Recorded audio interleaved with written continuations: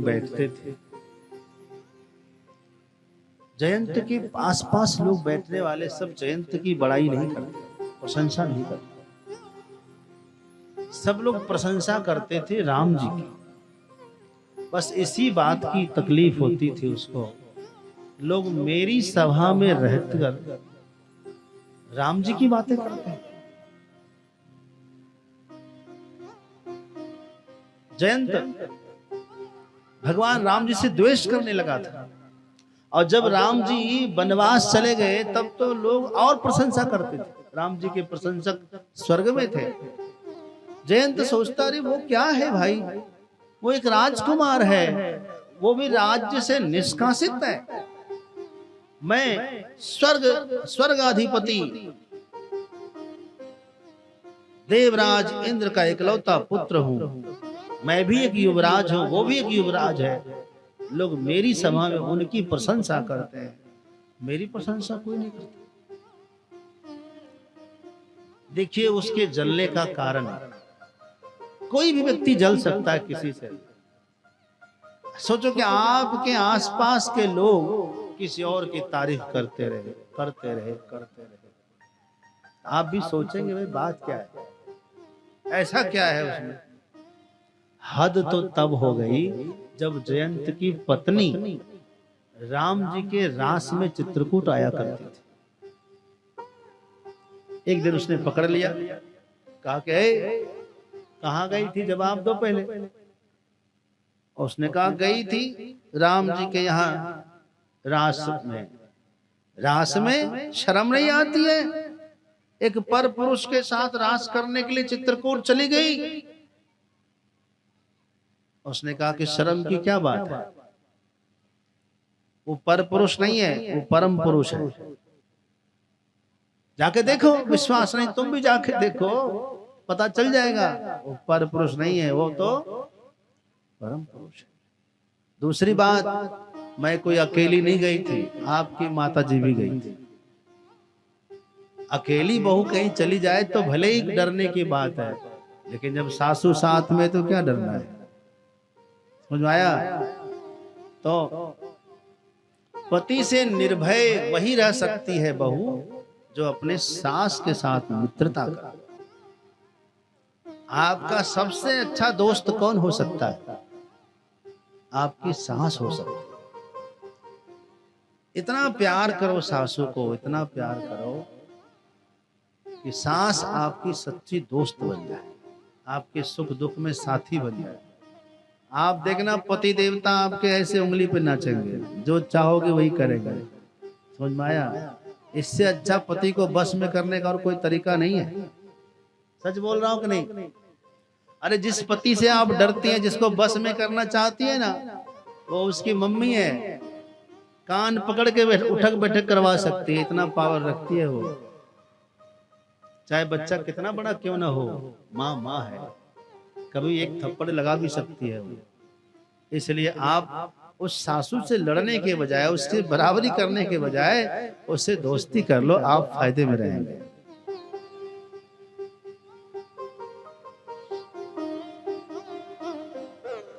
एक बात बताऊं, आप कहेंगे महाराज सबसे कठिन काम यही है, सासू को बस में करना। अरे बस में करना ऐसे थोड़ी कहते हैं, सासू से प्रेम करो। सासू को तकलीफ कब होती पता है? जब आप फोन पर हमेशा मम्मी को फोन करते हैं, हर बात के लिए माँ से आप लगे रहती हैं। अरे ये भी तो एक माँ है जिसके साथ आपको जीवन बिताना है। इस माँ की तरफ क्यों नहीं देखते? उसको इसी बात से तकलीफ है। जिस बहू का पैर, एक पैर मायके में एक पैर ससुराल में रहेगा, उस बहू का पैर कहाँ जमेगा बताओ जरा? कहाँ जमेगा? कहीं जमेगा? कहीं नहीं जमेगा। यदि आप चाहते हैं कि हमारी सासू अपनी बेटी का फोन नंबर भूल जाए, तो विश्वास करिए भूल जाएगी, लेकिन आपको अपनी मम्मी का नंबर भूलना पड़ेगा। समझ गए? आप इतना प्रेम करिए अपने सासू से, बिना कहे। आप देखिए एक दिन अवश्य ऐसा होगा कि आपकी सास अपनी बेटी का नंबर भूल जाएगी, हर वक्त आपके लिए तैयार रहेगी। तो जयंती ने कह दिया, इसमें शर्म की बात क्या है, मैं कोई अकेली तो थी नहीं, आपकी माँ भी थी, अग्निदेव की पत्नी, कुबेर की पत्नी, हाँ वशिष्ठ मुनि की पत्नी, ये सब आ जाती है महाराज। ऐसा क्या है राम जी में जो सब लोग उनके पास जाते हैं? मैं भी जाऊंगा देखने के लिए। बोले हाँ हाँ जाइए। और वो जयंत आया। रामचरितमानस में अरण्य कांड के आरंभ में ही तुलसीदास जी इसका वर्णन करते हैं। देखिए, एक बार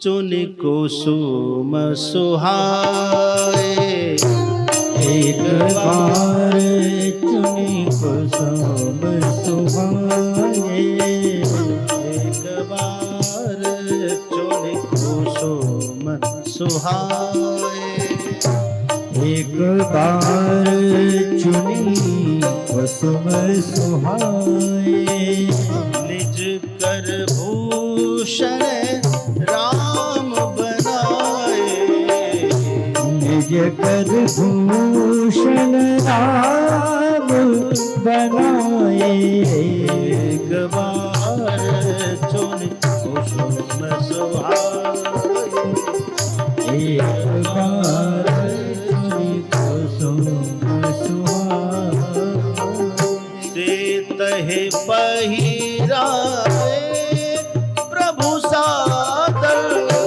सीतहि पहिराए प्रभु सादर, सीतहि पहिराए प्रभु सादर, बैठे भजे कसिहा पर सुंदर, बैठे फटक सिरा पर सुंदर, एक बार चुन कुसुम सुहाए, एक बार चुनी कुसुम सुहाए,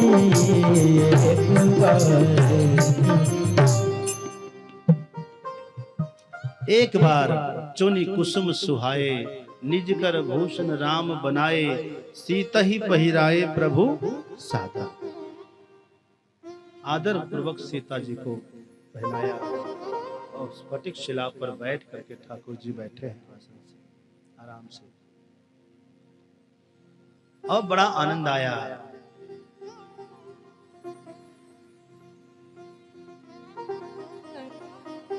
बंधुओं,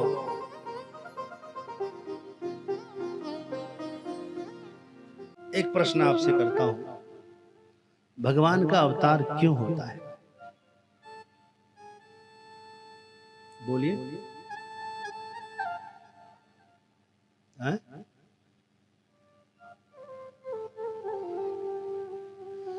भगवान का अवतार होता है सज्जनों की रक्षा करने के लिए, दुष्टों का नाश करने के लिए, धर्म की स्थापना करने के लिए, यही ना? लेकिन मेरा प्रश्न यह है, क्या सज्जनों की रक्षा भगवान के अलावा और कोई नहीं कर सकते? कर सकते हैं, नहीं कर सकते? कौन कर सकते हैं? बोलिए। मिश्रा जी, हनुमान जी नहीं कर सकते? साधु संत के तुम रखवारे, असुर निकंदन राम दुलारे, कर सकते हैं हनुमान जी। एक बार क्या हुआ कि एक सेठ था, बहुत बिजी रहता था। उसे एक संत ने कहा कि भाई कभी तो राम राम कर लिया कर, कभी तो भगवान का नाम लिया करो, जाओगे तो हाथ में क्या जाएगा, ये सब दुकानदारी तो जाएगी नहीं, थोड़ा सा राम राम लोगे तो ये तुम्हारा वहां काम देगा। बोला गुरुजी माफ करना, फुर्सत नहीं है। बोले अरे कभी तो फुर्सत होगा। उसने पता है क्या कहा? कहा गुरुजी सिर्फ जब बाथरूम जाता हूं ना निपटने के लिए, बस उसी समय थोड़ा सा चैन से बैठता हूँ, बाकी समय कभी चैन से बैठता ही नहीं। तो महात्मा ने सोचा कम से कम कुछ तो बोलेगा, ऐसा करो वहीं पर तुम राम राम कर लिया करो। अब क्या बहाना मारेगा बताओ। कहा ठीक है गुरु, जब आप कह रहे हैं तो चलो वहीं पर मैं राम राम कर लिया करूंगा। अब सेठ दिन भर तो अपने काम में रहता, जब जब जाता शौचालय में वहीं बैठकर वो सीट पर बैठे बैठे राम राम करता था। करने लगा। राम राम की विशेषता है, यदि आप नियम से करो खाली बस, आपका मन क्यों नहीं लगता? क्योंकि आप टाइम के पक्के नहीं होते। उसी टाइम में करना है और रोज नियमित रूप से करना है, देखना आपका मन लग जाएगा। और उस सेठ का मन लग गया, ऐसे ही कर रहा था, राम राम राम राम कर रहा था। तो एक दिन हनुमान जी उधर से गुजर रहे थे। हनुमान जी राम नाम सुनबे को रसिया, जानते ही आप। सुना करे कहाँ आवाज आ रही भाई, देखे तो सही। बड़ा ध्यान खोजा, इधर उधर देखा, अरे ये तो गंदी जगह पे बैठ के राम राम ले रहा है, ये कोई जगह राम राम करने का है? सो हनुमान जी ने उसको एक घूसा मारा। तो उसको हनुमान जी दिखाई तो नहीं दिए, लेकिन चोट भयंकर लगी, सो धड़ाम से गिरा। उसको तो कुछ पता ही नहीं चला क्या हुआ मेरे साथ। हनुमान जी चले गए। इधर रात में हनुमान जी राम जी की सेवा करने के लिए गए, चरण सेवा कर रहे थे।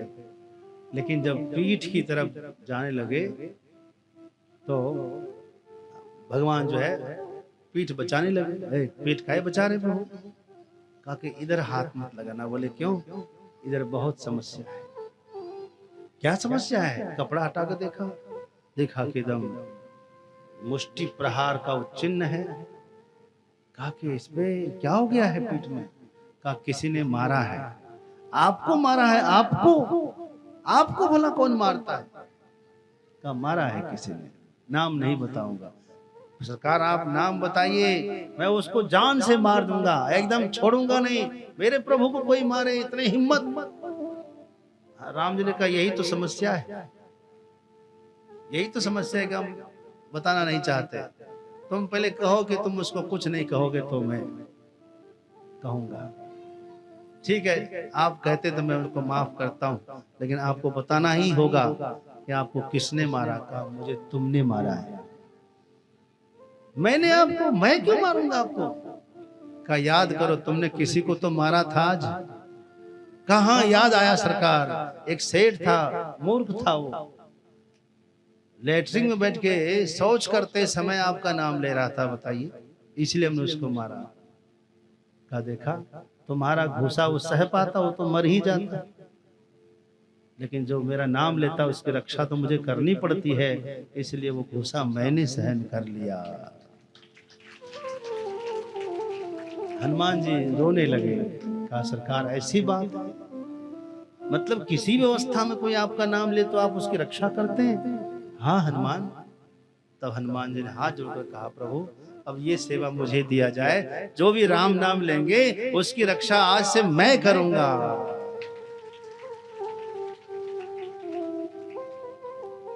हाँ, साधु संत के तुम रखवारे, तो हनुमान जी रक्षा कर सकते हैं। दुष्टों का नाश कौन कर सकते?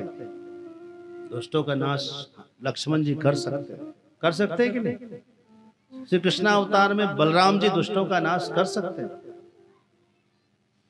तो बोले धर्म की रक्षा, धर्म की स्थापना कौन करेगा? इसलिए भगवान आते।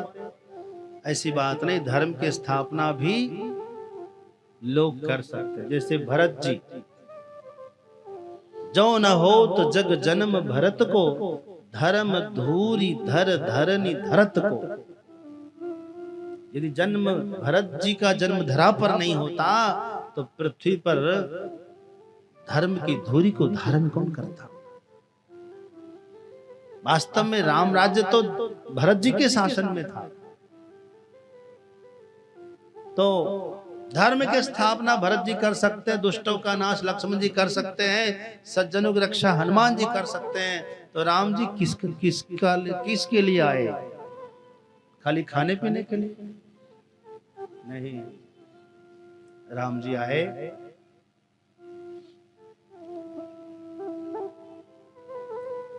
सोई जस गाई भगत भव तरई। सोई जस गाई भगत भव तरई। सोई जस गाई भगत भव तरई। सोई जस गाई भगत भव तरई। सोई जस गाई भगत भव तरई। कृपा सिंधु जन हित तनु धरई। कृपा सिंधु हित तनु धरई। सोई जस गाए सोई जस गाए सोई जस गाए। कृपा सिंधु जनहित तनु धरई। बात समझो, इतना ही उत्तर है। भगवान का अवतार क्यों होता है? अपने जन्म के हित के लिए, अपने लोगों के कल्याण के लिए। और यहाँ वही लीला करते हैं जिस लीला को सुनकर और गा करके भक्त लोग भवसागर को पार कर जाते हैं। ये भागवत जी की कथा हम क्यों करते? यदि भगवान का अवतार ना होता तो करते कथा? इस कथा के कहने से, इस कथा के सुनने से, इस कथा में संगत की सेवा करने से भी भवसागर से पार हुआ जा सकता है ना? तो भगवान की बड़ी कृपा है। आइए भगवान इस जन्म में भी क्या करना चाहते हैं। तो जयंत ने जिस तरह से वहां सीता माता के चरणों में चोच मारा था, सीता चरण चोच हति भागा महामूढ़ मति कारण कागा, उस समय राम जी ने ब्रह्मास्त्र चलाया था। एक सीख धनुष सा एक संधाना भागा था। तीनों लोकों में कोई बचाने वाला नहीं था। आखिर में राम जी क्षमा किए उसको। उस दिन जो महारास होना था वो कैंसिल हो गया, स्थगित हो गया। जो कि माता सीता घायल हो गई, अब वो नृत्य तो कर नहीं सकती थी। राम जी ने स्वयं श्रृंगार किया था सीता माता का। आज वही महाराज यहाँ भगवान श्री कृष्ण करना चाहते हैं। भगवान पे तारात्रि शरदोत्फुल्ल मल्लिका विक्षरन्तुम मनश्चक्रे योग माया मुपाश्रितः। क्या हुआ? आज शरद पूर्णिमा है। शरद पूर्णिमा, भाद्रपद की पूर्णिमा को आश्विन की पूर्णिमा को शरद पूर्णिमा कहते हैं। और शरद पूर्णिमा में चंद्रमा आज 16 कला संपन्न हो गया है, परिपूर्ण चंद्रमा। गुजराती में कहते हैं शरद पूनमनी रात्रि आज चांदो चढ़ो आकाश रे आवेल आशा हरिया।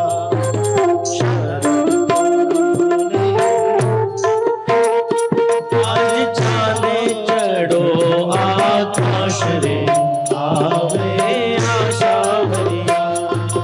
शरद पूनमनी चांदे नो आज चांदो चढ़ो आकाश रे आवे आशा हरिया। आबियान मरे माले रमाया रात रे आवे आशा हरिया।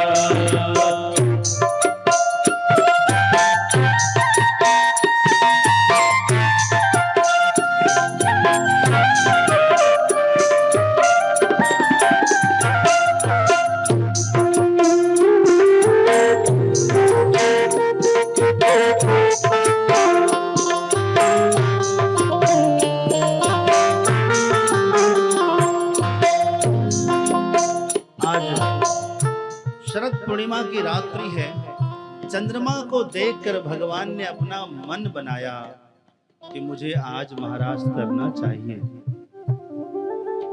यही सोचकर मेरे ठाकुर जी ने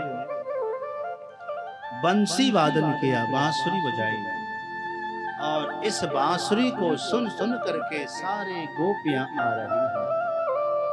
सुंदर ऐसी बांसुरी बजाई है, आहा, तीनों लोकों में खबर पड़ गई। जिसको जिसको आना था वो सब इसमें आ रहे हैं। मेरे बाबा विश्वनाथ भी बाकी नहीं रहे, भोलेनाथ भी आए हैं। मुझे भी इस रास में ले चलो। हाँ, माता पार्वती जल्दी जल्दी अपना श्रृंगार कर रही थी। बाबा ने पूछा, कहाँ जाने की तैयारी है? बड़ी चटक चटक श्रृंगार कर रही हो। मैया ने कहा, आज हम जाएंगे वृंदावन। क्यों? वहां आज महाराज का निमंत्रण आया हुआ है। ये कौन सी बात है, निमंत्रण आपको मिला है, हमको क्यों नहीं मिला है? हाँ बाबा, निमंत्रण हमको मिला है तो हम ही न जाएंगे, इसलिए हम जा रहे हैं। बाबा ने कहा, सुनो, ये तो गलत बात है। हमको कहीं से निमंत्रण आता है तो तुम भी साथ में जाती हो कि नहीं जाती हो? बोले हाँ। जब तुमको निमंत्रण आए तो क्या हम साथ में नहीं जा सकते? होना चाहिए कि नहीं होना चाहिए भाई? पति को निमंत्रण मिलता है तो पत्नी भी जाती है कि नहीं जाती है? अब पत्नी को मिले तो अकेली जाएगी किटी पार्टी में, निमंत्रण है हमको, बेचारे को जाने को नहीं मिलता। शिव जी ने कहा कि हम भी जाएंगे। माता ने कहा कि बाबा ऐसे नहीं जा सकोगे, दाढ़ी वाले का वहां एंट्री नहीं है। पहले दाढ़ी बनाओ, गोपी का भेष बनाओ, तब आपको एंट्री मिलेगी।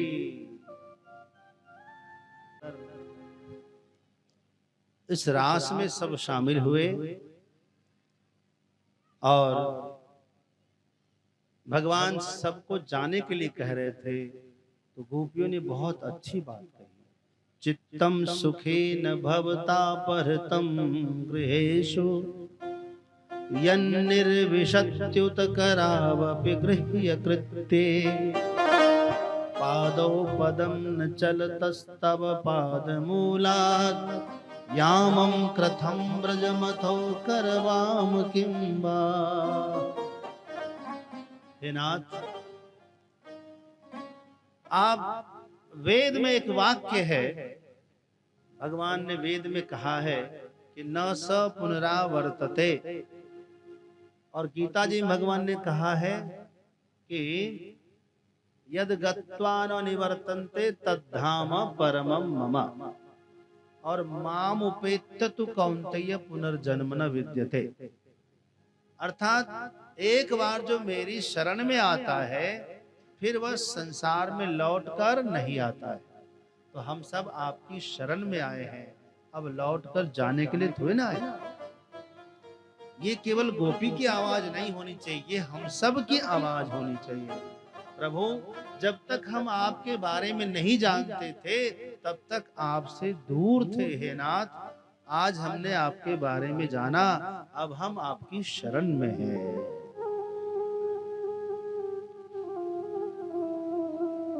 नो चेद वयं विरह जाग्र उपदेह युक्ता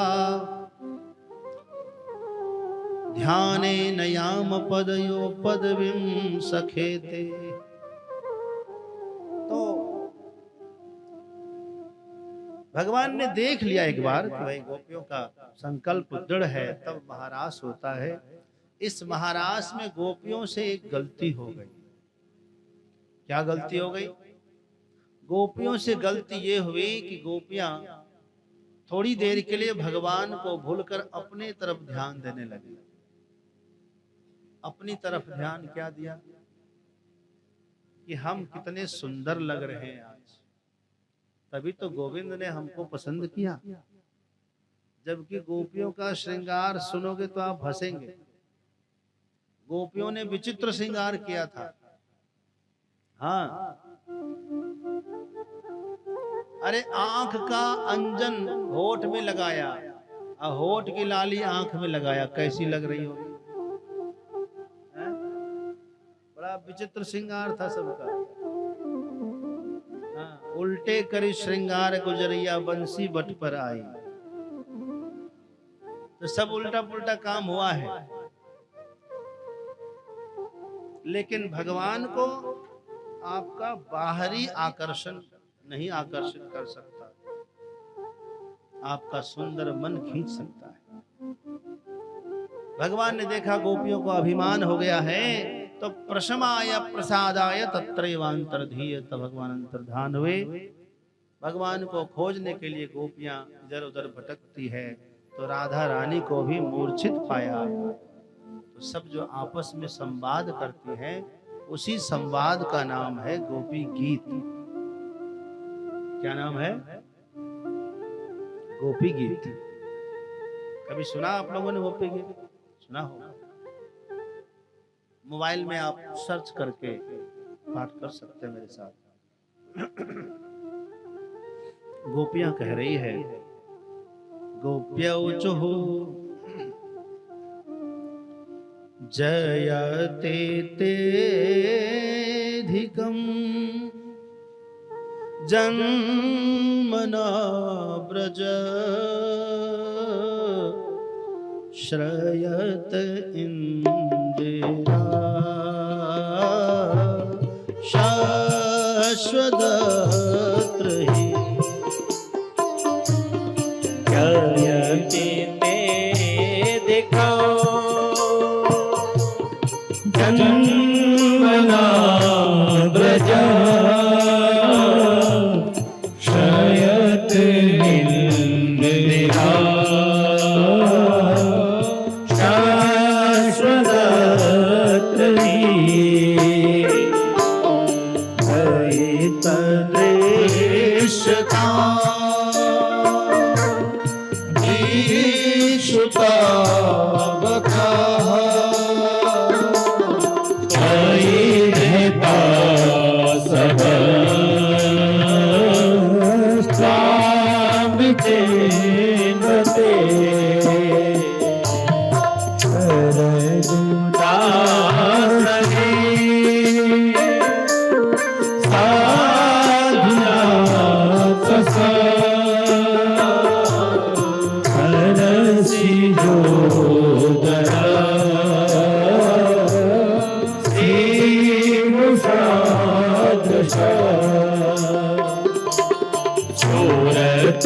सूरतनाथ ने असूलता शिखा भरत में गतो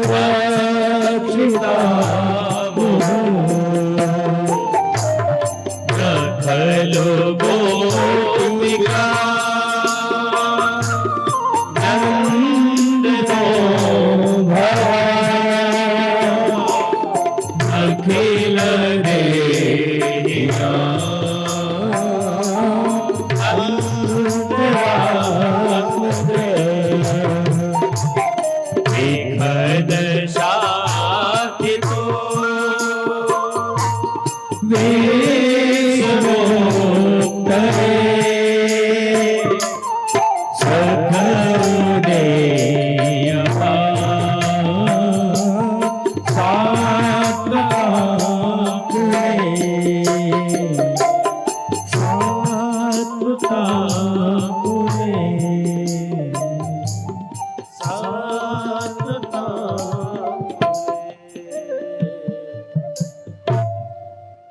जयति तेधिकम जन्मना ब्रज।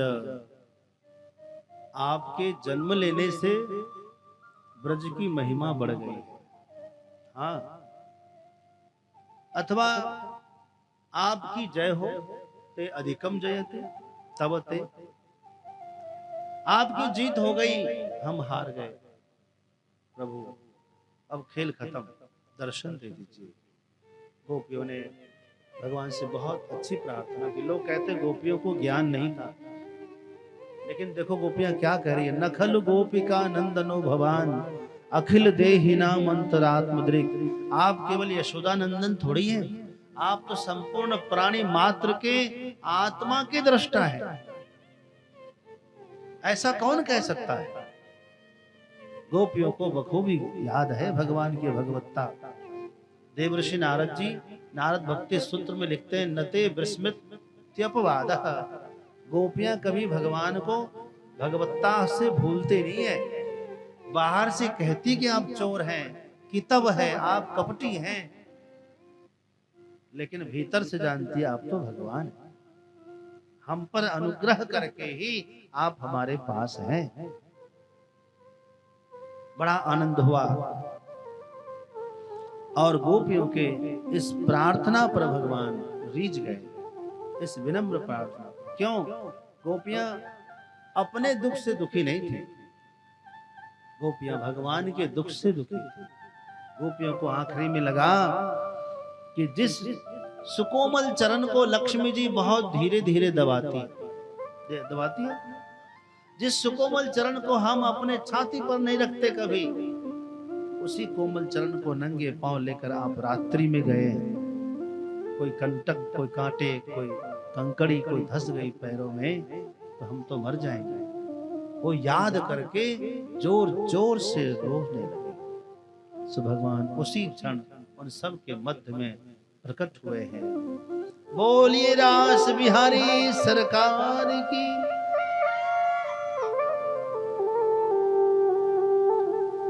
महाराज के साथ ही भगवान की बाल लीला पूरी हो गई।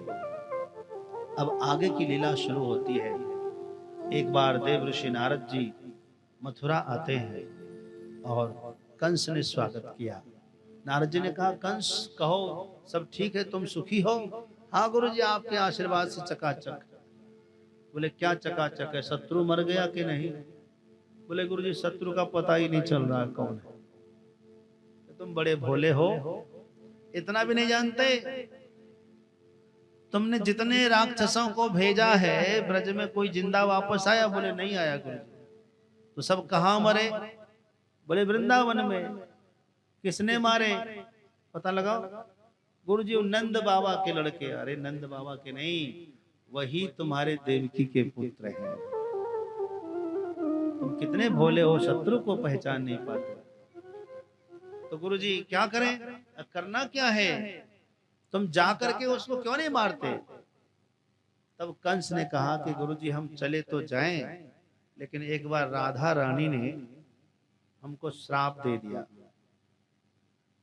क्या श्राप दिया? कहा गुरु जी एक बार हम बरसाना गए, बरसाना से कभी टैक्स नहीं आता था, जो हम जाकर वहां जोर जोर से अपना डांटे फटकारे, वहां राधा रानी ने हमको स्त्री बना दिया। कंस से हम हो गए कंसनी। क्या हो गए?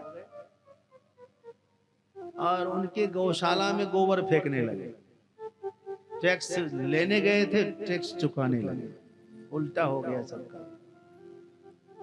राधा रानी के इशारे पर वहां कंस जो है कंसा बन करके काम कर रहे थे। एक दिन गर्ग मुनि आए, गर्गाचार्य मुनि, और आकर के जब आए तो सबने प्रणाम किया, तो कंस ने भी प्रणाम किया।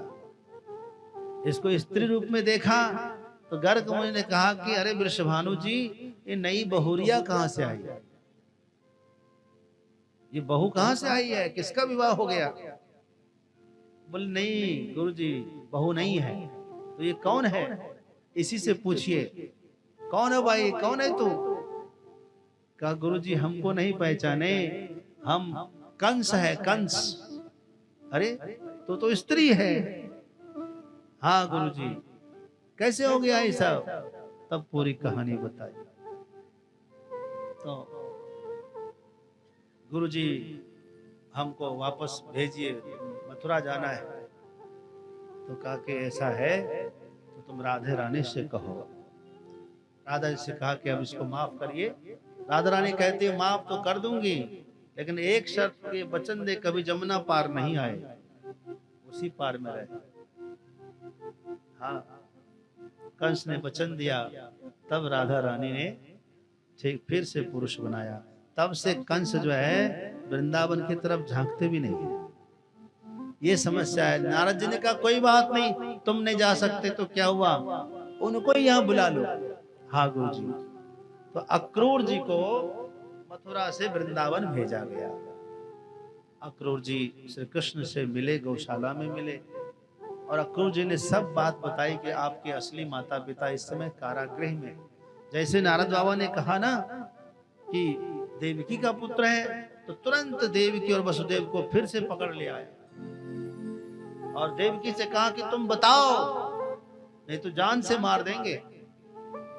बेचारे ने बता दिया, कारागृह में बंद कर दिया।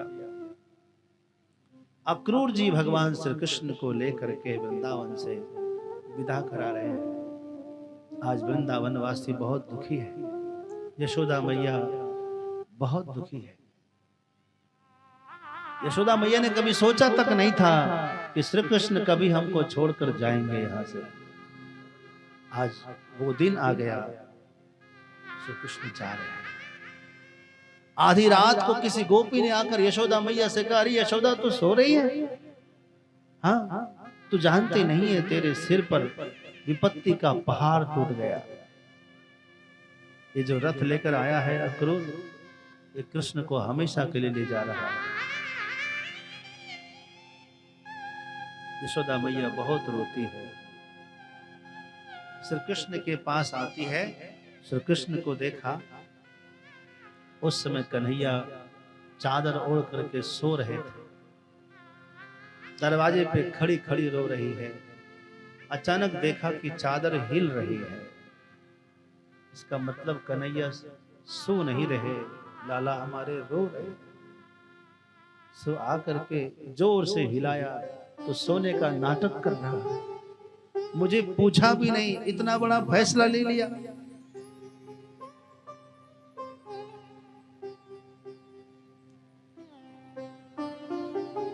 माता से लिपट गए कन्हैया ठाकुर जी। यशोदा मैया रो रो करके बुरा हाल करती है। वो कहती, लाला जब तू छोटा था ना, एक ज्योतिषी आए थे और कह गए थे कि मैया एक दिन तेरो लाला राजा बनेंगे, बहुत बड़े राजा बनेंगे, बहुत बड़े राजा बनेंगे।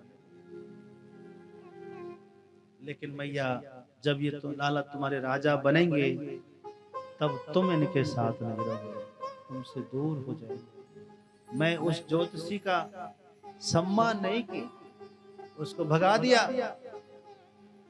मुझे नाम फाम नहीं चाहिए। मेरा लाला, मेरा पुत्र तो अभी भी राजा है, आगे भी राजा ही रहेगा। लाला, इसलिए मैंने तुम्हें पढ़ने के लिए गुरुकुल में नहीं भेजा। मैं तुम्हें देखे बिना रह नहीं सकती। श्री कृष्ण ने कहा, मैया सिर्फ 2 दिन की बात है और मैं फिर आऊंगा। नहीं आओगे लाला, मुझे पता है तुम्हारे असली माँ देवकी है, मुझे पता चल गया। तुम जाओगे देवकी से सब बात बताओगे। लाला एक बात मत बताना। कौन सी मैया? वही जब मैंने तुम्हें इसी कठोर हाथों से उखल से तुम्हें बांधा था। कन्हैया कहते, मैया ये बात तो मैं जरूर बताऊंगा, दुनिया को कहूंगा कि पूरी दुनिया को मुक्ति प्रदान करने वाले कृष्ण को यदि कोई बांध सकता है, वो ताकत केवल यशोदा मैया में है और किसी में।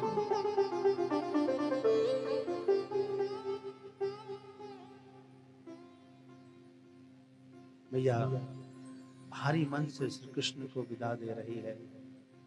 वृंदावन वासी सब रोकने का प्रयास कर रहे हैं। हाँ, और अक्रूर जी, नंद बाबा, ग्वाल बाल, भगवान श्री कृष्ण, बलराम जी सब रथ में बैठकर श्रीधाम वृंदावन से प्रस्थान करते हैं। श्री राधा रानी मिलती है। भगवान ने अपनी बांसुरी राधा रानी को दे दी। अब ये बांसुरी नहीं बजेगी राधे,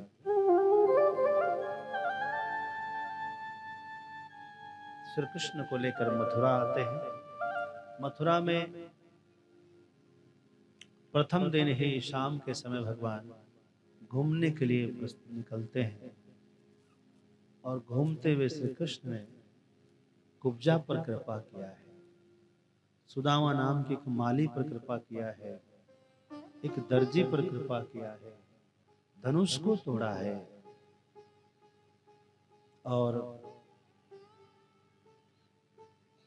रात्रि में भगवान अक्रूर जी के घर पर निवास करते हैं। आज अक्रूर जी बड़े गदगद हो रहे हैं, रिश्ते में मेरा भतीजा लगेगा, लेकिन साक्षात भगवान मेरे घर आए। रात भर अक्रूर जी सोए नहीं, श्री कृष्ण का मुंह देखते रहे। सवेरा हुआ, पूरे मथुरा वासी रंगशाला में मैदान में देखने के लिए आए। श्री कृष्ण और बलराम जी नीचे के मार्ग से प्रवेश कर रहे हैं। द्वार पर कुवलिया पीड़ नाम का पागल हाथी, मतवाला हाथी छोड़ दिया।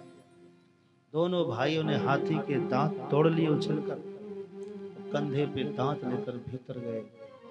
एक राउंड लगाया है। विश्व चैंपियन मुक्केबाज है। शल, तोशल, कोट, चानूर और मुष्टिक 5-5 चैंपियन को बुलाया है और इन सब से युद्ध होता है। भगवान ने बारी बारी से सबका कल्याण कर दिया है। अंत में कंस ने आदेश किया है, वसुदेव देवकी को जान से मार दो, सैनिकों नंद राय को गिरफ्तार कर लो। इतना कहना था कि भगवान मंच पर चढ़े, खींच करके नीचे ले आए और पटक करके छाती पर एक मुक्का जमाया है। उसी एक मुक्के से कंस के प्राण निकल गए। बोलिए श्री द्वारिकाधीश की जय हो। और कंस के जाने के बाद भगवान उग्रसेन महाराज को मुक्त करते हैं। नंद बाबा को लेकर के वसुदेव देवकी को जेल से छुड़ाते हैं। मथुरा का राजा उग्रसेन बने हैं और उसके बाद भगवान का यज्ञोपवीत संस्कार होता है।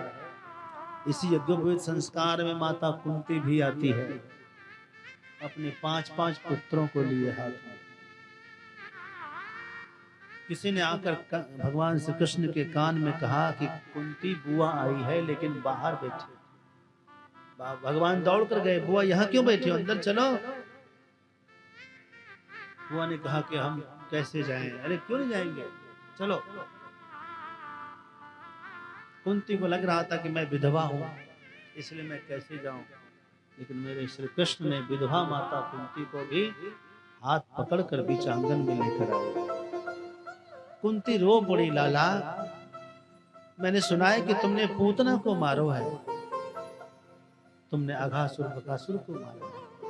मुझे भरोसा है मेरे पुत्रों पर कृष्ण, चारों ओर से संकट ही संकट है, तुम ही रखवारे हो, हम तुम्हारे सहारे इन पुत्रों को छोड़ रहे हैं। श्री कृष्ण ने सबके सामने, वहां पर पितामह भीष्म और ये सब द्रोण, कश, दुर्योधन आदि सब आए हुए, सबके सामने कह दिया कि कुंती बुआ चिंता मत करना, तुम्हारे 5 नहीं 6 पुत्र हैं, ये समझ लो, आज से मेरी जिम्मेदारी है। फंक्शन पूरा हुआ, नंद बाबा को विदा किया। भगवान गुरुकुल में पढ़ने के लिए गए और शीघ्र ही सारी विद्या पढ़ करके गुरु माता को दक्षिणा में उनके पुत्र को जीवित करके दे दिया। उसके बाद भगवान लौट कर आए तो मथुरा पर कंस के ससुर जी जरासंध आक्रमण करते हैं। दोनों भाई डटकर सामना करते हैं। कई बार युद्ध हुआ। बीच में उद्धव जी महाराज भगवान को समझा रहे थे तो भगवान ने उद्धव को ब्रज में भेजा और उद्धव जी नंद बाबा को समझा करके गोपियों को समझाने के लिए गए।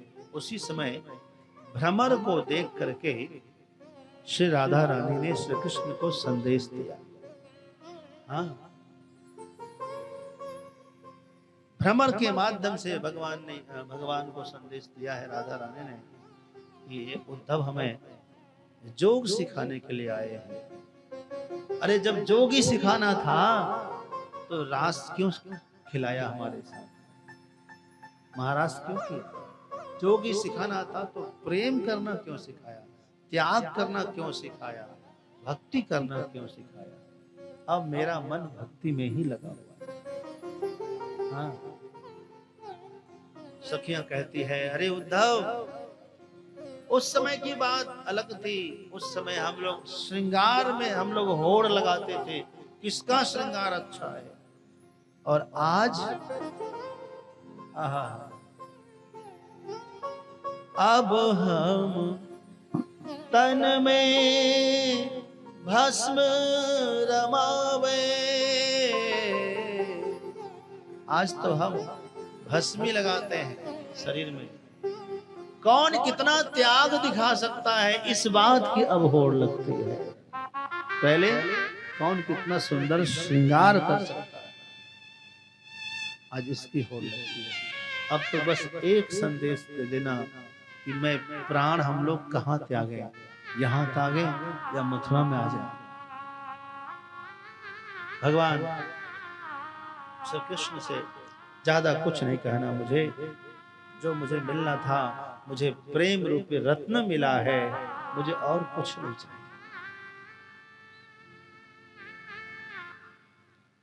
और वही प्रेम रस, वही प्रेम रूपी रत्न राधा रानी की कृपा से उद्धव जी को प्राप्त हुआ। इतना आनंद हुआ कि उद्धव जी ब्रज के रज में लोटपोट करने लगे, नाचने लगे खुशी के मारे। आए थे एकदम सीना तान के, अब जा रहे हैं मस्ती में झूम करके। इतना फर्क हो गया।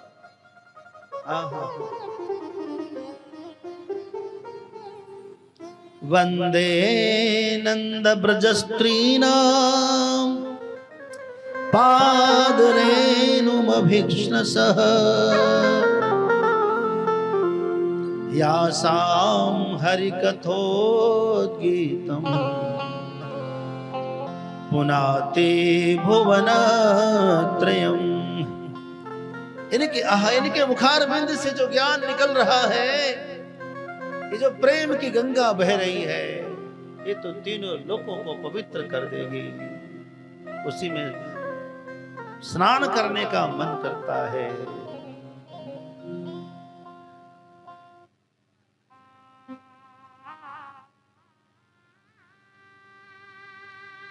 और आज उद्धव जी कह रहे हैं विधाता मेरा जन्म दोबारा हो तो इसी ब्रज में रज में कोई गुल्म लता औषधि कुछ वृक्ष बन जाए, पेड़ पौधे बना देना, ताकि आते जाते ब्रजरज में इन गोपी ग्वाल बाल के दर्शन करते रहे। और आपको पता है उद्धव जी वास्तव में कुसुम सरोवर में आज भी वृक्ष बन करके हैं।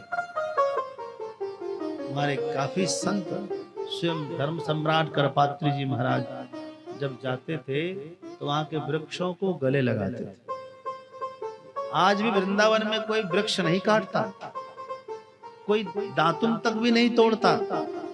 पता नहीं कौन सा वृक्ष, कौन सा गोपी है, कौन से ग्वाल, उद्धव जी कौन से वृक्ष बने हुए।